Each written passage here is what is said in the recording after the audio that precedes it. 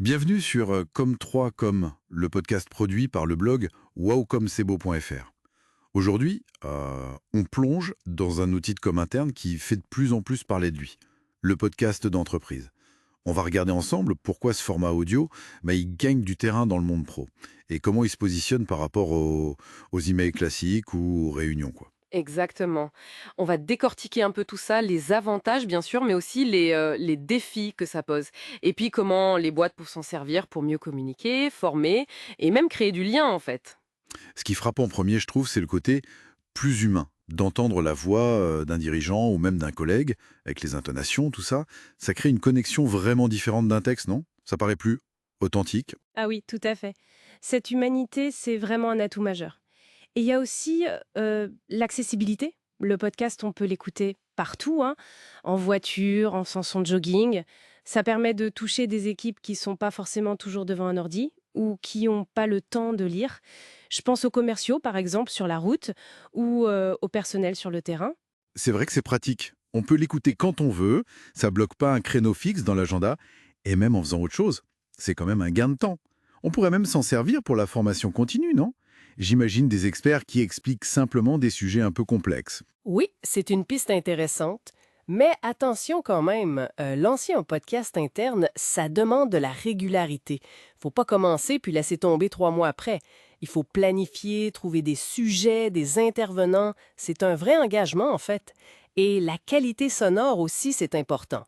Bon, on peut démarrer simple, hein, même avec un bon smartphone, ça peut le faire au début, mais faut quand même y faire gaffe. Oui, la qualité. Et d'ailleurs, comment on sait si ça marche vraiment? Mesurer l'impact, ça me semble un peu le défi, non?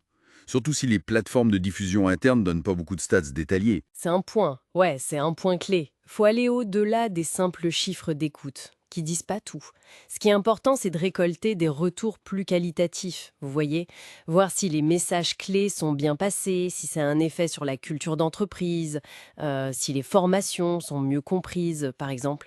Il faut aussi penser à accompagner les collaborateurs qui sont peut-être moins habitués à ce format audio. Tout le monde n'est pas un auditeur de podcast né. Il y a déjà des boîtes qui l'utilisent bien, apparemment. Comme cette banque qui explique ses transformations, ou cet industriel qui forme ses techniciens, par l'audio. Ça montre que c'est possible. Oui, ces exemples montrent que ça peut vraiment fonctionner quand c'est bien pensé dès le départ, c'est-à-dire Oui. des objectifs clairs, un format qui est adapté, ça peut être des interviews, des discussions, des formats plus courts. Et puis, il faut bien le promouvoir en interne, évidemment, et s'assurer que ça colle bien aux buts généraux de l'entreprise. On voit même déjà des tendances émerger, plus d'interactivité peut-être, ou des contenus plus personnalisés selon les métiers. Alors, en fin de compte, ce podcast interne, c'est plus qu'une simple mode. C'est un vrai outil pour réhumaniser un peu la communication et même l'apprentissage en entreprise.